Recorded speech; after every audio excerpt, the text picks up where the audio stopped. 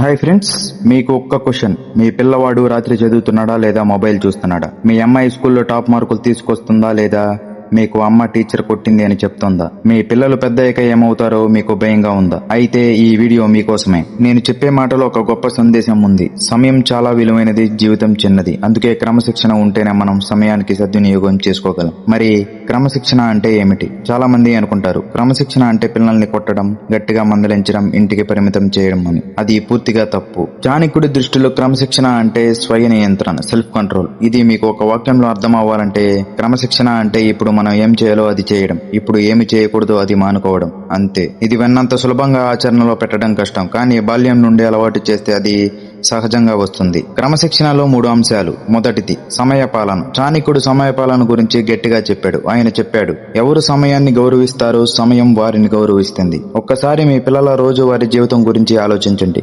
ఉదయం ఎప్పుడు లేస్తున్నారు? 6 గంటలకా, 8 గంటలకా? లేదా అమ్మ 10 సార్లు పిలిచిన తర్వాత స్కూల్ బస్ టైం అవుతుందని పరిగెత్తి వెళ్తున్నారా? లేదా ప్రతిరోజు టైంకు రెడీగా ఉంటున్నారా? చదువు సమయం ఆపి టీవీ చూస్తున్నారా? లేదా చదువు పూర్తయిన తర్వాత అడుగుతున్నారా? ఇవి చిన్న చిన్న విషయాలు అనిపించవచ్చు, కానీ ఇవే అలవాట్లు పెద్దయ్యాక వారి కెరీర్ ని, వారి జీవితాన్ని నిర్మిస్తాయి. ఈ రీసెర్చ్ చెప్తోంది, ఉదయం నియంత్రణ, సమయానికి లేచే అలవాట్లు ఉన్న పిల్లలు ఆ అలవాట్లు లేచిన పిల్లల కంటే అకాడమిక్ పర్ఫార్మెన్స్ లో 23% బెటర్ గా ఉంటున్నారు. ఇది కేవలం సమయపాలన మాత్రమే ఇచ్చిన ఫలితం. రెండవది బాధ్యత.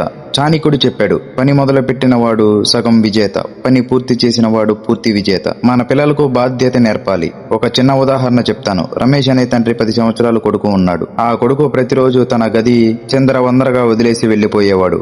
అమ్మ సర్దేది, పని మనిషి సర్దేది. ఆ పిల్లవాడికి తన గది తాను సర్దుకునే బాధ్యత అసలు తెలియదు. రమేష్ ఒకరోజు నిర్ణయం తీసుకున్నాడు, ఇక నుంచి ఎవరు నీ గది సర్దరు, నువ్వే సర్దుకోవాలి అన్నాడు. మొదటి వారం పిల్లవాడు గొడవ చేశాడు, ఏడ్చాడు, కానీ తండ్రి తగ్గలేదు. రెండో వారం పిల్లవాడు తన గది తాను సర్దుకోవడం మొదలుపెట్టాడు. ఒక నెల తర్వాత అతను తన గది మాత్రమే కాదు, ఇంటి హాల్ కూడా సర్దడం మొదలుపెట్టాడు. తన పని తాను చేసుకోవడం వల్ల వచ్చిన సాటిస్ఫాక్షన్ అతన్ని మరింత బాధ్యతను తీసుకునేలా ప్రేరేపించింది. ఈ యొక్క అలవాటు వల్ల ఆ పిల్లవాడు 6 నెలల్లో చదువులో కూడా మార్పు తెచ్చుకున్నాడు. ఎందుకంటే బాధ్యత అనే భావన ఒక చోట అలవాటు పడితే జీవితంలో అన్ని చోట్ల వ్యాపిస్తుంది. మూడవది మనసు నియంత్రణ. ఇది అత్యంత ముఖ్యమైన అంశం. చాణక్యుడు చెప్పాడు, మనసు నియంత్రించుకున్న వాడే నిజమైన యోధుడు. బయటి శత్రువులను జయించడం కంటే లోపలే అల్లకొల్లాలని జయించడం కష్టం. నేటి పిల్లలకు అతిపెద్ద సవాలు social media, YouTube shorts, reels, games. ఒక్క నోటిఫికేషన్ వస్తే చాలు చదువు ఆపేస్తున్నారు. ఒక గేమ్ మొదలు పెడితే రాత్రంతా ఆడుతున్నారు. ఒక వీడియో చూస్తే మరో వీడియో కోసం మరిన్ని వీడియో గంటల తరబడి వెళ్లిపోతున్నారు. ఇది మనసు నియంత్రణ లేకపోవడం వల్ల వచ్చే సమస్య. చాణక్యుడి కాలంలో మొబైల్ లేదు, కానీ ఆయన చెప్పిన ప్రిన్సిపల్ ఈ రోజు వర్తిస్తుంది. ఆనందమించే ప్రతిదాన్ని వెంటనే అనుభవించాలనిపిస్తుంది, కానీ నిజమైన విజేత వర్తమాన ఆనందాన్ని వదిలి భవిష్యత్తు లక్ష్యం కోసం కష్టపడతాడు. ఇది చాణక్యుడి మాట. ఇప్పుడు ఒక రియల్ ఎగ్జాంపుల్ చెప్తాను. ఒక ఎక్స్పెరిమెంట్ లో 4 నుంచి 6 సంవత్సరాల పిల్లలు ఒక మార్షమాలో ఇచ్చారు. ఇప్పుడు తింటే ఒక్కటే, కానీ 15 నిమిషాలు ఆగి 2 ఇస్తామన్నారు. కొంతమంది పిల్లలు వెంటనే తినేశారు. కొంతమంది 10 నిమిషాలు ఆగి 2 మార్షోల్స్ తీసుకున్నారు. 20 సంవత్సరాల తర్వాత ఆ పిల్లలను ట్రాక్ చేశారు. తెలిసిందేమిటో తెలుసా? 15 నిమిషాలు ఆగిన పిల్లలు అకాడమిక్ లో, కెరీర్ లో, రిలేషన్షిప్ లో, అన్ని రంగాల్లో చాలా బెటర్ గా ఉన్నారు. ఈ ఎక్స్పెరిమెంట్ ని మార్షమాలో టెస్ట్ అంటారు. ఇది మనసు నియంత్రణ యొక్క శక్తి నిరూపిస్తుంది. పిల్లలకు క్రమశిక్షణ నేర్పడం ఎలా? టిప్ నెంబర్ 1, రొటీన్ తయారు చేయండి. పిల్లలకు ప్రతిరోజు ఒకే సమయానికి లేవడం, చదువుకోవడం, ఆడుకోవడం, పడుకోవడం అలవాటు చేయండి.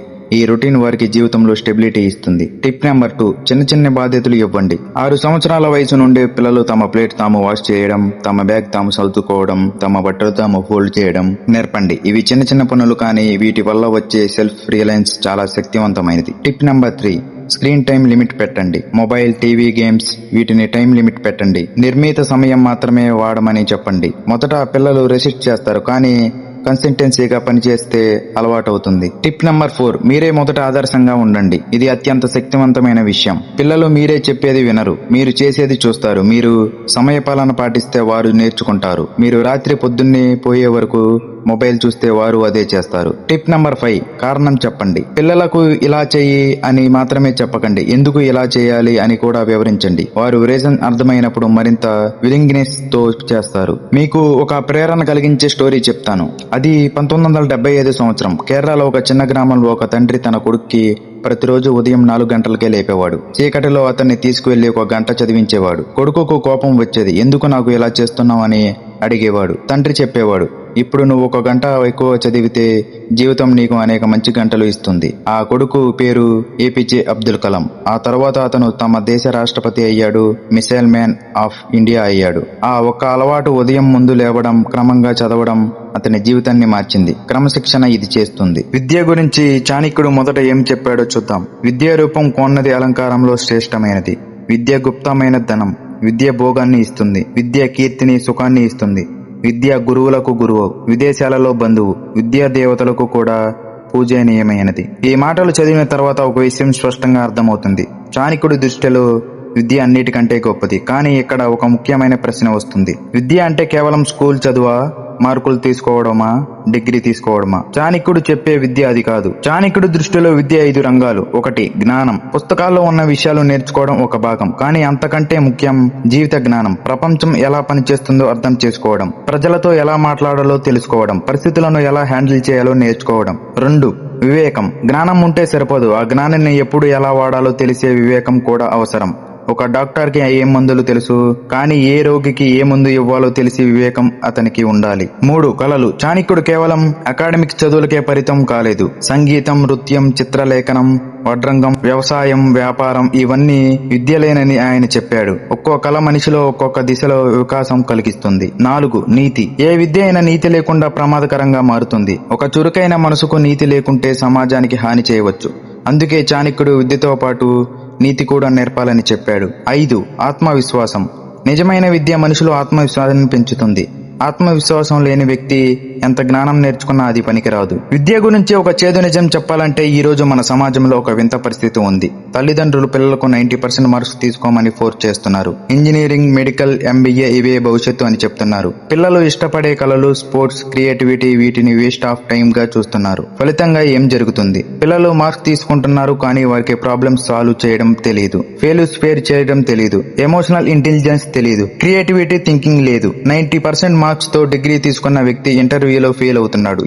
ఎందుకంటే ఇంటర్వ్యూలో మార్క్స్ చూడరు, పర్సనాలిటీ చూస్తారు, కమ్యూనికేషన్ చూస్తారు, ప్రాబ్లమ్ సాల్వింగ్ చూస్తారు. ఇవి మార్క్స్ తో రావు, నిజమైన విద్యతో వస్తాయి. చాణక్యుడు ఇదే చెప్పాడు. విద్య సంపూర్ణంగా ఉండాలి, కేవలం పరీక్షల మార్కులు పరిమితం కాకూడదు అని. ఒక రియల్ ఎగ్జాంపుల్ చెప్పాలి అంటే అర్జున్ మరియు వికాస్ ఇద్దరు ఒకే స్కూల్లో చదివేవారు. అర్జున్ ప్రతిరోజు ప్రతి పరీక్షలోనూ 90% తీసుకునేవాడు. చదువు తప్ప మరేమీ తెలియదు. అమ్మ అన్ని పని చేసేది. స్నేహితులతో కలవడం, ఆటలు ఆడడం ఇవి వేస్ట్ అని భావించేవాడు. వికాస్ 75% తీసుకునేవాడు, కానీ క్రికెట్ ఆడేవాడు, పెయింటింగ్ చేసేవాడు, డిబేట్ కాంపిటీషన్స్ లో పాల్గొనేవాడు, స్నేహితులతో కలిసి ప్రాజెక్ట్ చేసేవాడు. ఇంజనీరింగ్ అయ్యాక అర్జున్ క్యాంపస్ ప్లేస్మెంట్స్ లో ఫెయిల్ అయ్యాడు. ఇంటర్వ్యూలో నర్వస్ అయ్యాడు, కమ్యూనికేషన్ స్కిల్స్ లేకపోయాయి, టీమ్ వర్క్ చేయడం తెలియదు. వికాస్ మొదటి ఇంటర్వ్యూలోనే సెలెక్ట్ అయ్యాడు, ఎందుకంటే అతనిలో కాన్ఫిడెన్స్ ఉంది, కమ్యూనికేషన్ ఉంది, క్రికెట్ వల్ల వచ్చిన టీం వర్క్ స్పిరిట్ ఉంది. ఇది కేవలం కల్పిత కథ కాదు, ఇది ఈ రోజు మన దేశంలో లక్షల మంది పిల్లల జీవితాల్లో జరుగుతుంది. మంచి విద్య నేర్పించడానికి తల్లిదండ్రులు ఏం చేయాలి? 1 పిల్లల ఆసక్తులు గుర్తించండి. ప్రతి పిల్లవాడికి ఏదో ఒక యూనిక్ టాలెంట్ ఉంటుంది. కొందరికి మ్యాథ్ అంటే ఇష్టం, కొందరికి డ్రాయింగ్ అంటే ఇష్టం, కొందరికి కుకింగ్ అంటే ఇష్టం, కొందరికి ఫుట్బాల్ అంటే ఇష్టం. ఆ ఆసక్తికి గుర్తించి దానిని ఎంకరేజ్ చేయండి. ఆ ప్యాషన్ తో వారు ఏ ఫీల్డ్ లో అయినా సక్సెస్ అవుతారు. 2 క్వశ్చన్ ఆస్క్ చేయడానికి ఎంకరేజ్ చేయండి. అది తెలీదు అని ప్రశ్నలు వేసే పిల్లవాడికి అణిచివేయకండి. బదులుగా చాలా మంచి క్వశ్చన్ వేశావు, కలిసి ఫైండ్ అవుట్ చేద్దాం అని చెప్పండి. క్యూరియాసిటీని బతికిస్తే జ్ఞానం వాటంతా అటే వస్తాయి. 3 ఫెయిల్యూర్ ని సెలబ్రేట్ చేయండి. పిల్లలు ఫెయిల్ అయినప్పుడు పనిష్ చేయకండి, బదులుగా ఏం నేర్చుకున్నావు అని అడగండి. థామస్ ఎడిసన్ 10,000 సార్లు ఫెయిల్ అయ్యాక బల్బ్ కనుగొన్నాడు. ప్రతి ఫెయిల్యూర్ లో ఒక లెసన్ నేర్చుకున్నాడు. అందుకే పిల్లలకి ప్రతి ఫెయిల్యూర్ లో కూడా ఒక లెసన్ కూడా ఉంటుంది, తెలుసుకోండి. 4 లైబ్రరీకి తీసుకువెళ్ళండి. మొబైల్ తీసుకువెళ్లి పిల్లలకు వీడియో చూపించే బదులు లైబ్రరీకి తీసుకెళ్లి పుస్తకాల్లో స్నేహం మొదలైతే జ్ఞానానికి అంతు ఉండదు. 5 రియల్ లైఫ్ ఎక్స్పీరియన్స్ ఇవ్వండి. బ్యాంక్కి వెళ్ళినప్పుడు పిల్లవాడికి తీసుకెళ్ళండి, మార్కెట్కి వెళ్ళినప్పుడు వారి చేత క్యాలిక్యులేట్ చేయించండి. చిన్న లైఫ్ ఎక్స్పీరియన్స్ వారితో ప్రాక్టికల్ నాలెడ్జ్ పెంచుతాయి. 6 వ్యాసాలు, బుక్స్ చదివించండి. వయసుకు తగినంత పుస్తకాలు చదివించండి. తెలుగు లిటరేచర్, స్టోరీస్, బయోగ్రఫీస్ ఇవి పిల్లల ఇమాజినేషన్ కి, ఎమోషనల్ ఇంటెలిజెన్స్ ని అభివృద్ధి చేస్తాయి. చాణక్యుడు ఒక గొప్ప మాట చెప్పాడు. మూర్ఖుడైన పుత్రుడు కంటే గర్భంలో చనిపోవడమే మేలు. మూర్ఖ పుత్రుడు జీవితం పొడవుతా దుఃఖాన్ని ఇస్తాడు. అయితే ఒక పండితుడైన పుత్రుడు కుటుంబానికే కాదు వంశానికే వెలుతురు. ఇది కఠినంగా అనిపించవచ్చు, కానీ చాణక్యుడు ఇక్కడ చెప్పేదేమిటంటే పుట్టడం వల్ల మాత్రమే జీవితానికి అర్థం కాదు. జ్ఞానంలో, గుణంలో మనిషి నిండుగా మారినప్పుడే అతని వల్ల కుటుంబానికి, సమాజానికి నిజమైన మేలు జరుగుతుంది. విద్యే ఆ నిండుదనాన్ని ఇస్తుంది. ఇంకో ముఖ్యమైన విషయం ఏంటంటే ఫ్రెండ్షిప్. మీ స్నేహితులు ఎవరో చెప్పండి, మీరెవరో నేను చెప్తాను. ఈ మాటకు సమానమైన సూత్రాన్ని చాణక్యుడు 1000 సంవత్సరాల క్రితమే చెప్పాడు. ఒక్క మంచి మిత్రుడు 1000 మూర్ఖులతో పోల్చిదగినవాడు. ఒక్క మూర్ఖుడి సహవాసం 1000 మందికి కూడా నాశనం చేయగలదు.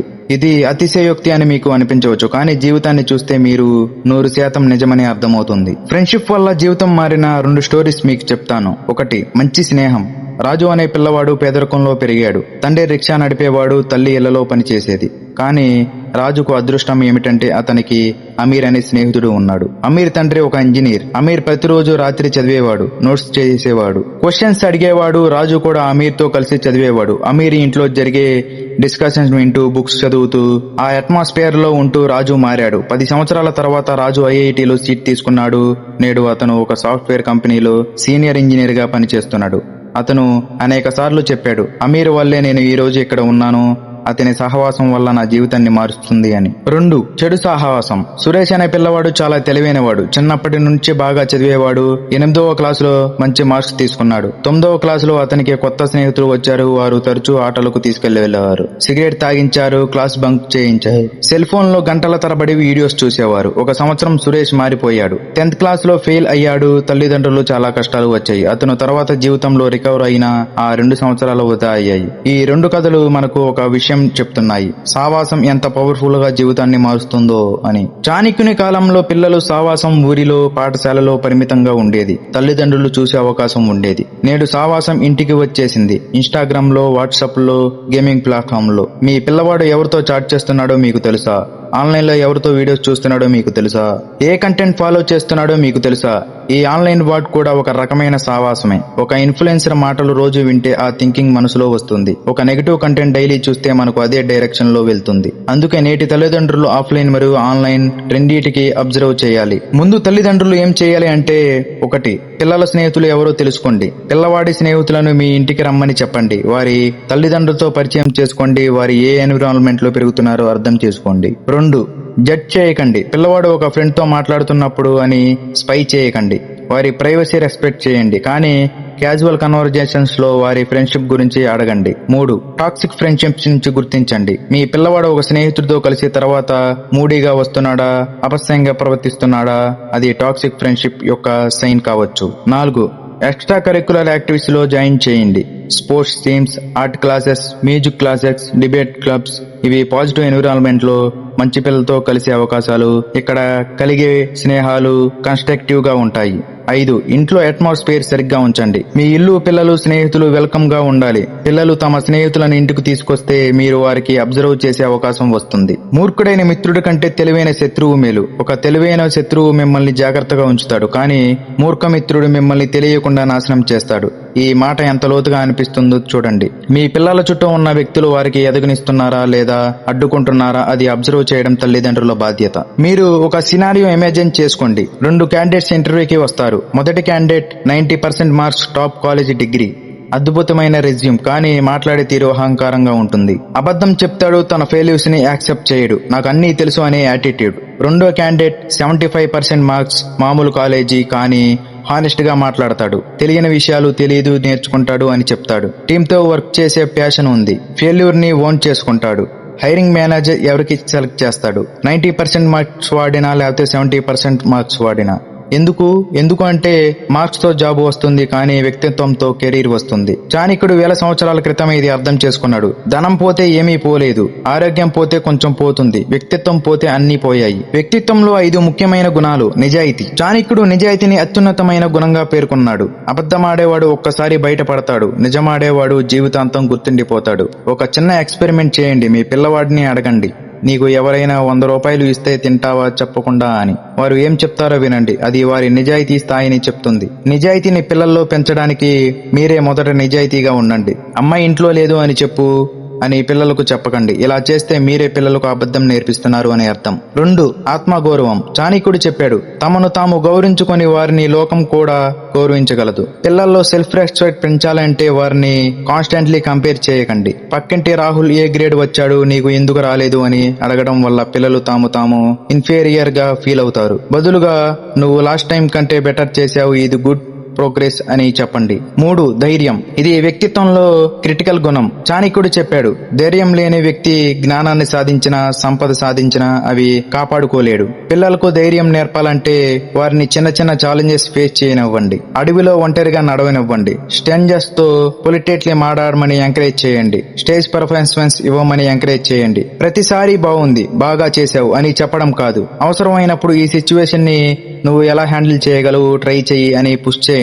4. వినయం. చాణక్యుడు ఒక్క చోట చెప్పాడు, నది ఎంతో లోతుగా ఉంటే అంత నిశ్శబ్దంగా ప్రవహిస్తుంది. నిజమైన మేధావి అంత వినయంగా ఉంటాడు. వినయం అంటే వీక్నెస్ కాదు.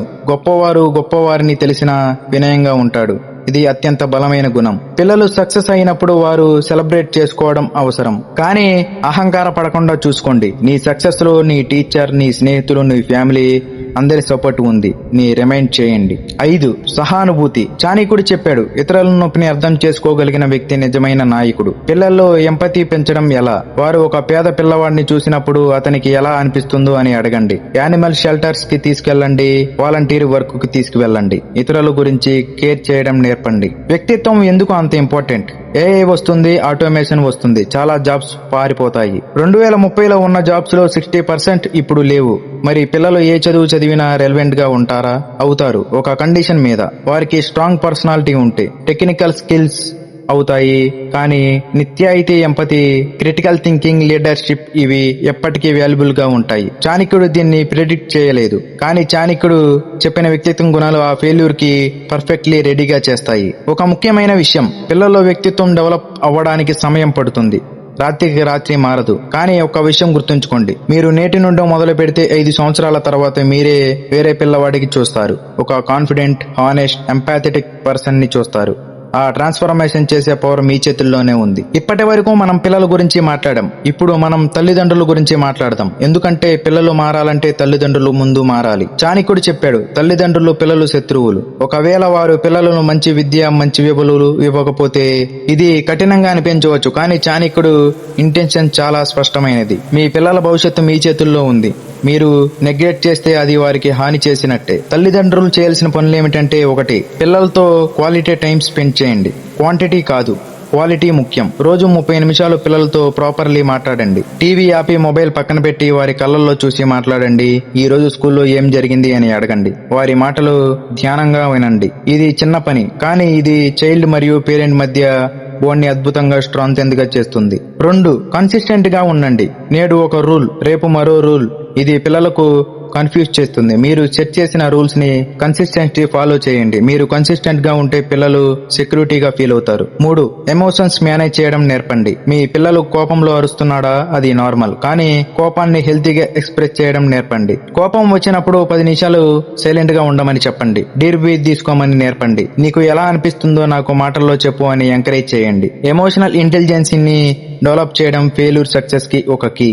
4. అన్కండిషనల్ లవ్ ఇవ్వండి. పిల్లలు ఫెయిల్ అయినా, మిస్టేక్ చేసినా మీ లవ్ కండిషనల్ కాకూడదు. నువ్వు మార్క్స్ తీసుకొస్తేనే నేను నీ లవ్ యాక్సెప్ట్ చేస్తాను ఇలా అనుకునే తల్లిదండ్రులు పిల్లల్లో యాంగ్జైటీ, ఫియర్ క్రియేట్ చేస్తారు. బదులుగా నువ్వు ఏమైనా, నేను నిన్ను లవ్ చేస్తాను, కానీ నువ్వు బెటర్ గా అవ్వడానికి నేను హెల్ప్ చేస్తాను అని చెప్పండి. 5. మీరే ఆదర్శంగా ఉండండి. చాణక్యుడు అత్యంత శక్తిమైన సందేశం ఇది. పిల్లలు మీరు చెప్పేది కాదు, మీరు చేసేది చూస్తారు. మీరు బుక్స్ చదివితే వారు చదువుతారు. మీరు ఎక్సర్సైజ్ చేస్తే వారు చేస్తారు. మీరు పాజిటివ్లీ మాట్లాడితే వాళ్ళు కూడా పాజిటివ్ గానే మాట్లాడతారు. మీరు రెస్పెక్ట్ తో ట్రీట్ చేస్తే వారు అందరికీ రెస్పెక్ట్ చేస్తారు. రోల్ మోడల్ అనే పదానికి అర్థం మీరే వారికి మోడల్. 6. మెంటల్ హెల్త్ ని ఇగ్నోర్ చేయకండి. నేటి కాలంలో పిల్లలు మెంటల్ హెల్త్ అత్యంత ముఖ్యమైన విషయం. Exam pressure, peer pressure, social media comparison ఇవి పిల్లల మనసుపై చాలా బర్డెన్ వేస్తున్నాయి. మీ పిల్లవాడు విత్డ్రాన్ గా ఉన్నాడా, తక్కువ తింటున్నాడా, రాత్రి నిద్ర లేకుండా ఉంటున్నాడా? ఇవి వార్నింగ్ సైన్స్. వారితో ఓపెన్లీ మాట్లాడండి. ప్రొఫెషనల్ హెల్ప్ తీసుకోవడానికి సందేహపడకండి. చాణక్యుడు మదర్ గురించి ఒక స్టోరీ. చాణక్యుడు తక్షశిల విశ్వవిద్యాలయంలో చేరినప్పుడు ఆయన తల్లి ఆయనను సాగనంపింది. ఆమె అన్న మాటలు ఇవి: నాయనా, నేను నిన్ను ఇక్కడ వదలడం లేదు. నీలో ఉన్న మంచి విత్తనాన్ని మంచి నేలలో నాటుతున్నాను. నువ్వు ఎంత పెద్ద చెట్టు అవుతావో అది నీ చాయిస్ పై ఆధారపడి ఉంటుంది. ఆ మాటలు చాణక్యుడి జీవితాన్ని ఫామ్ చేశాయి. ఒక తల్లి మాటలు ఒక మహాపురుషుణ్ణి నిర్మించగలవు. మీ మాటలు కూడా మీ పిల్లలను నిర్మిస్తాయి. అవి పాజిటివ్ అయ్యేలా జాగ్రత్త పడండి. మనం ఈ రోజు చాలా విషయాలు ఈ వీడియోలో మాట్లాడాం. ఎందుకంటే చాణక్యుడు చెప్పిన అన్ని ప్రిన్సిపల్స్ కంటే, అన్ని రూల్స్ కంటే మీ పిల్లలు ముందు కావాల్సిందే మీ లవ్, మీ యాక్సెప్టెన్స్, మీ ట్రస్ట్. ఆ ఫౌండేషన్ బలంగా ఉంటే మిగతా అన్ని విషయాలు దానిపై నిర్మించవచ్చు. చివరి మాట ఏమిటంటే, ఒక తండ్రి కొడుక్కి ఇవ్వగల అత్యున్నతమైన బహుమతి ఏమిటంటే మంచి విద్య. ఒక తల్లి కూతురికి ఇవ్వగల అత్యున్నత బహుమతి ఏమిటంటే ఆత్మవిశ్వాసం. ఇవే వారి జీవితంలో అసలైన సంపద. ఈ మాటలు మీ గుండె లోపల దాచుకోండి. ఈ వీడియో మీకు యూస్ఫుల్ గా అనిపించిందా? అయితే లైక్ చేయండి, షేర్ చేయండి. ఇలాంటి మరిన్ని వీడియోస్ కోసం మన ఛానల్ ని సబ్స్క్రైబ్ చేయండి. ఇలాంటి మంచి వీడియోతో మళ్ళీ కలుద్దాం. Thank you.